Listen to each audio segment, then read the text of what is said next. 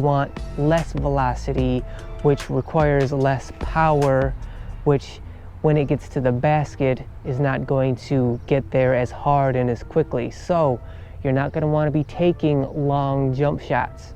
You're going to want to get the ball as close to the basket as possible when you shoot. It's easier said than done, but you're going to find that's the best strategy to go with when you're playing with a wet ball on a wet court. So to recap, for offense, you have slower footwork, slower movement around the court.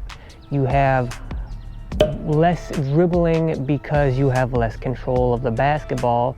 You have less passing and shorter passing when you're sharing the ball. And you have closer shots at the basket because they require less control and less velocity. When it comes to defense, the thing about rain and the court being wet is defensively it kind of gives you an advantage because now the offense cannot be as tricky.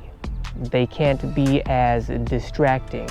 They can't use as many fakes to try to draw you in defensively because they have less control of the basketball. And so they can't draw you in with fakes nearly as much when they have the ball. So you don't have to worry about that as much when you're defending them.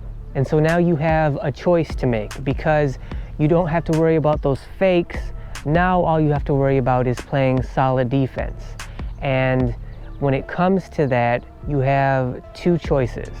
One is you can play up on the ball handler and try to pressure the ball, knowing that because the ball is wet, they have less control, and thus you can try to force a turnover by playing up on them.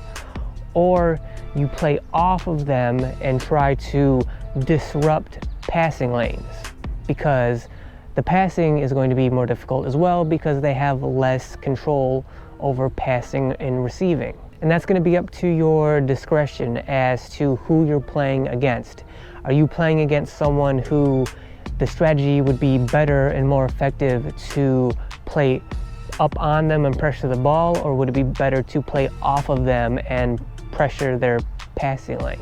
One small disadvantage you could have as a defender on a wet court is if you're running into screens and picks. So if you're defending the ball and you come into a screen and you try to fight through or over that screen, because the court is wet, you could find yourself trailing behind the play more than usual just because of the slipperiness of the court. And so when it comes to being screened on defense, what you should probably do is maybe you switch if you and your team feel comfortable doing that.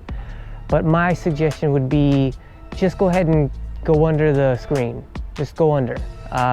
It's not a problem in these kind of weather conditions to give your man that space where he may, under normal weather conditions, pull up for the jumper, because when it's wet, it's less likely that that player is going to pull up for that jumper with that little space that you're giving him by going under the pick because it's wet. I mean, especially around the three-point line, if you go under screens on the three-point line, it's likely that they're not going to pull up for that three when conditions are wet and slippery.